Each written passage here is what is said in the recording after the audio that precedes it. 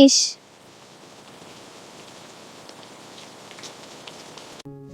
বাড়ি ফিরে গরম দুধ খাওয়ালো।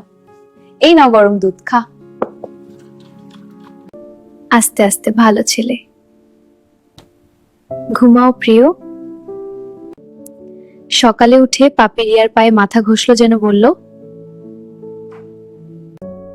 তুমি আমার পরিবার। সেই থেকে দুজনের বন্ধুত্ব হলো অটুট।